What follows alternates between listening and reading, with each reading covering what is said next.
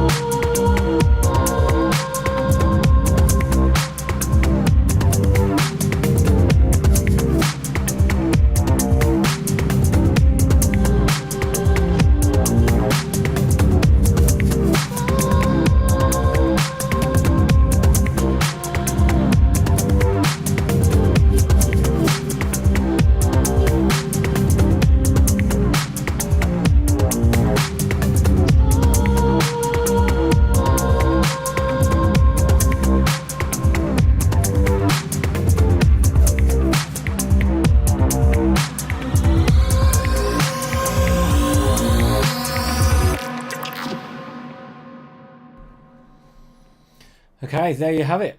Pretty straightforward build. It looks like I spent a lot of time doing the cable management. I ended up unclipping a lot of that and redoing it again at a later date because I had to change the graphics card around, so we might as well talk about that first. The graphics card I chose originally was going to be the GTX 1070. It was the OC Dual Edition from Asus. It's the white one, mainly because the white was going to match the build good. I ordered that from a couple of places. They didn't state it was out of order until I ordered it, and there was going to be an undisclosed amount of time until it came in. I still haven't found a website in the UK where they are back in stock at the minute yet. Wasn't willing to wait that long. I wanted to get the build finished by the end of July, which I've just done. It's the 1st of August, so I'm not too worried about that. Yeah, GTX 1080 was a better option for me. I actually got this one off eBay. I got it from a really good price. It was a bloke. He put it on there straight away for a buy now 450. I asked him if he'd go a little bit lower. I ended up getting it for 420. I knew from experience this was going to be a good price. I've already watched a few auctions for these GTX 1080s from Asus. They normally sell for around about 430 or 440 British pounds. I did watch one the day before that sold for 450, so 420 was a good price. It came within 2 days. It came in an anti-static bag. It came in the box for his new card that he'd upgrade for, so I know obviously he's the type of bloke that looks after his cards and stuff. But yeah, it was spotless, immaculate. I haven't noticed any dropouts or any problem with it whatsoever. It's been perfect. So GTX 1080, it's not the TI or OC edition or anything like that. It's it's the 8 gig card though, so it's running everything perfect what I want it to do. The other thing I would state about the build was the push-pull configuration that we had going on. If I just quickly make sure we're on this, change the scene to. So yeah, this is a photo here of the radiator on the front of the NZXT S340 Elite. So you can see I've got the 2 fans that come with the NZXT, which are here. I've then got the radiator. I've then got the 2 fans on the inside pulling the air through the radiator, whereas the 2 on the outside are pushing it. So it gives you the push and pull effect. Probably didn't need this, probably a bit of an overkill. The main reason I did this is because I wanted the LED lights on the inside of the radiator to help give the case a bit more flare and a bit more colour, which it does perfectly. Flick back again, you can see these are the 2 fans I'm on about. They're the white LEDs, they're the Corsair SP140s, they're static pressure. They're both 140s that fit on the radiator, so that's the main reason I wanted to push-pull. Also, it gives me extra cooling if I did want to do any overclocking for gaming as such later on down the line. I've got no plans to do that yet, but if I do, the option's there. This PC sits idle at around 38 degrees. I tested it through Intel Burn Test and IDA 64. I've done some of the stress testing on some different things, and I haven't got above 73 degrees C. Fan curve I've got not on silent, quite an I set my own fan curve. I normally have it running pretty quiet up to about 45, sometimes 50 degrees with it, because I know that it's not going to affect anything, and then quite a steep curve going up to around about 70 where it'll be on full. So yeah, this push-pull configuration, this radiator is easily enough cooling for my CPU, which is the i7 7700K. Flip back to scene 2 again. I'll talk to you about how why you didn't see me do this push-pull in the original build. So the reason you didn't see me doing this in the original build is you can see this gap here where the cables from the 24-pin power supply going through. They normally have this slots sort of there in effect, and this little recess that sticks out stopped them fans going on. So the reason what I did is I removed that. It was only 4 screws that left this big gaping hole at the back here, which gave me enough room to put the new radiators on. I had to tidy the cables out of the way because this channel is designed to have the cables run behind it. It's got little clips and stuff that keep everything in place. So I had to route the cables a little bit more specifically so that you couldn't see all the black cables coming out from that space that I'd made to put the 2 fans in. So it was a minor adjustment. I didn't think of doing it until the build was done, but it was done pretty straightforward. We'll quick to some of the other pictures quickly. This is just a picture of the graphics card. You can see the cable routing at the bottom in the S340 Elite is good for all these bottom connectors, your HD audio. The HDMI 3.0 connector for the top of the case. These cables were an afterthought as well. You didn't see me do this in the build. Got these from a company called Shack Mods. It's a UK based company. They're not the best, if I'm honest. They're really quite thin and quite tough, the cable extent, the sleeves that they've put on. They did come with some combs that were good enough for me to separate them and make them look pretty though. So yeah, what's the other picture? Oh yeah, the NZXT Kraken X62. I've used this cooler before. I really do like it because of the way it looks. Obviously it looks awesome. It does a really good job of cooling. This is just showing you the cables that come out the top here. I don't know if you can see that clearly, but there's a micro USB there that comes out, and that goes to the fan hub, I believe. This is like a strange sort of SATA connector that splits, that goes to a SATA power supply, SATA power supply, and then you've got one fan connector that comes off and then comes back in. It's difficult for you to route these and hide them because they need to go out and come straight back in, so it doesn't look very pretty. But because that part of the motherboard is quite dark and it's black cables, it didn't really bother me that much. It's just one little thing that niggles me about this NZXT Kraken. It's quite complicated to set it all up. I've had issues with the cam software that comes with it as well.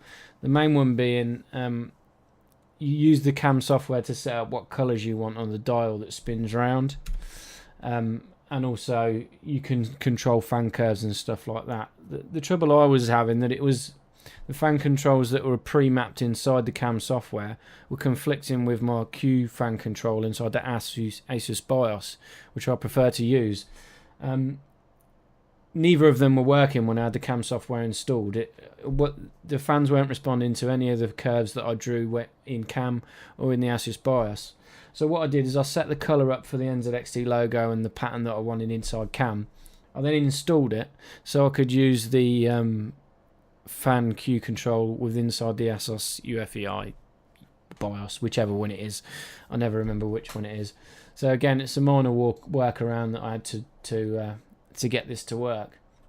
Didn't cause me too much problems when I realised what it was conflicting. I ended up swapping the case fans out back to the original ones because I thought it might have been a fault with the Corsair fans, but it wasn't. It was just the cam software and the BIOS trying to both set curves at the same time to each other.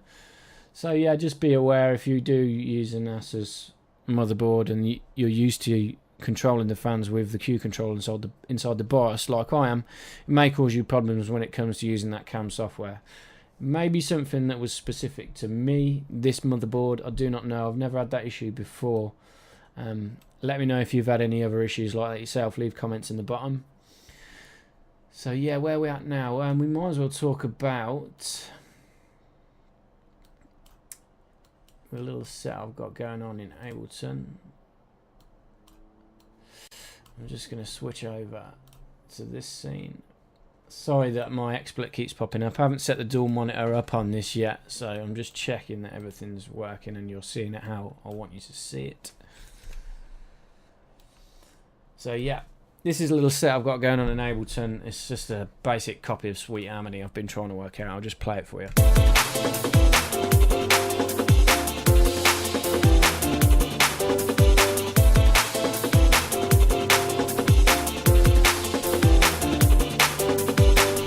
So yeah, nothing crazy going on there, you think. It's a basic drum groove. I've got 3 different breaks and bongos. I've got some bass which is not played. I've got this trance-gated pad which I made with the Virus TI. I've got this massive group of stuff which we'll talk about in a minute. I've got 2 pianos. One is a grand piano from within Ableton. One is Contact the Giant. The reason I load this is because it has a massive library. I wanted to show you that 32 gigs of RAM are quite capable of running quite a heavy intensive set. So yeah, this has quite a big lot of cache, if you like, or the Giant is going to use up a lot of memory. the drum bus. The drums are all samples running with inside Falcon, which again stores all the samples inside the set, so it's quite intensive. The virus has been bounced down. This pad is what I wanted to show you. This is a pad built inside Serum. It's got 16 voices of unison on both, quite a bit of movement, quite a lot of detune. If anybody's used Serum with large amounts of detune like this, you know it can be quite CPU or intensive, or it can creep up the top here in this percentage thing. I'm not sure what this does, whether it's maxing out your RAM or your CPU, clock speed or whatever it is. Either way, when you use a lot of detune in Serum, this is version 1.113b. If you're running a newer one, it might change, but if you use a lot of voices unison, a lot of detune, 2 or 3 of these instances with my old PC of this sound would have creaked this. I would have been hearing audio pop outs.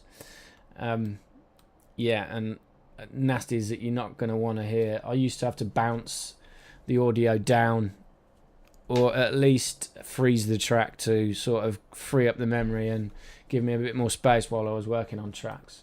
This is a pad of mine. So yeah, this is the pad.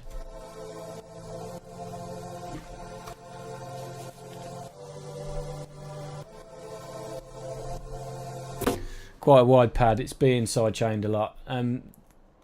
Why I've been talking about this is because, as I said, normally 2 or 3 instances of this and Ableton will start to creak on my old PC, which was an i7 4770K.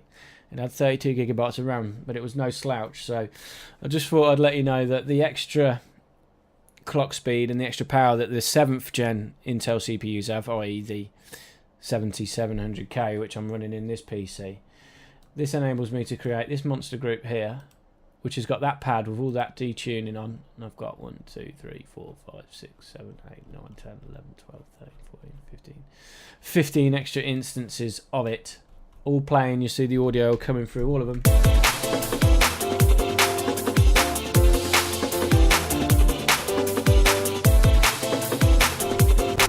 We're barely pushing 80% on that scale up there. Some sets that I had before, some completed tracks that I had, would be pushing 80% at the end of a track. So this is a vast improvement for me on my last one. You're never going to have 15 pads in a track all that wide. I mean, if I delete that group altogether, show you the set without it. Remember, we were pushing 80. It's gone back to 26%. I mean, this has got all the elements you would need for an EDM track in this style that I'm making now. It's got all the drums, all the pads, a couple of gated pads, 2 pianos. So this isn't a track I'll be finishing, if anybody wonders. It's just one that I just wanted to see if I could recreate the sweet harmony sort of sound.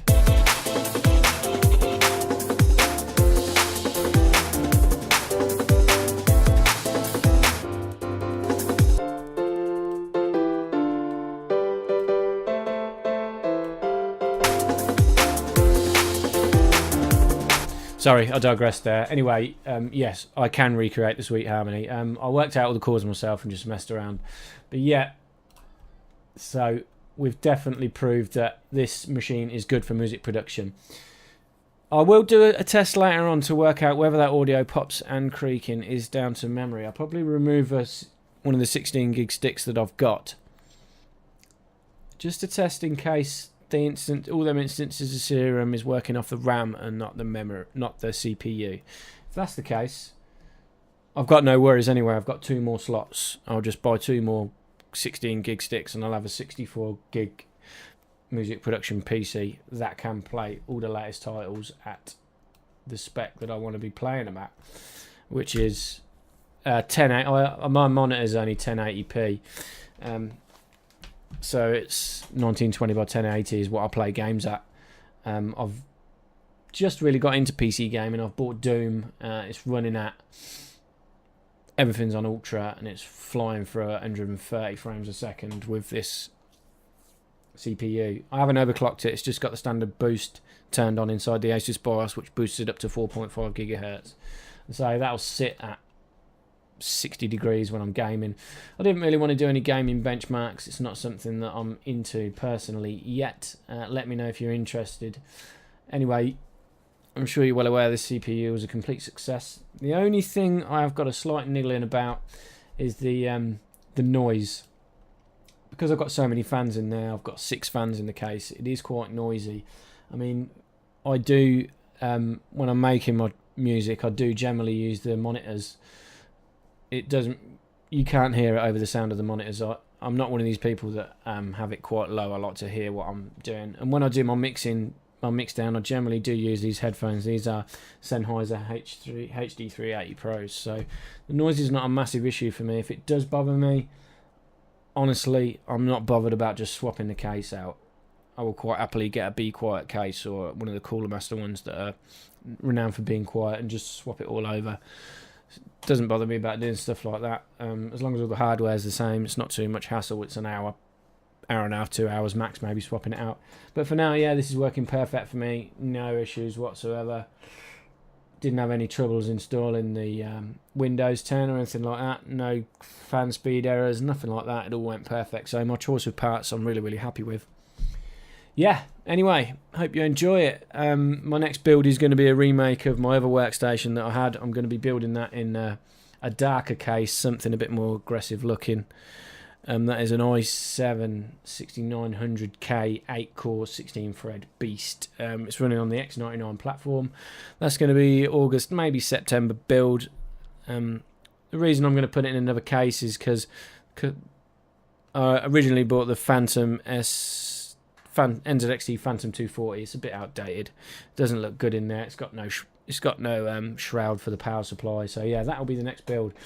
Please like and subscribe if you enjoyed this. Give it a thumbs up if you've enjoyed it. Give it a thumbs down if you think there's anything I can improve. I know the lighting's a bit crap in here. It is late at night here when I've filmed it.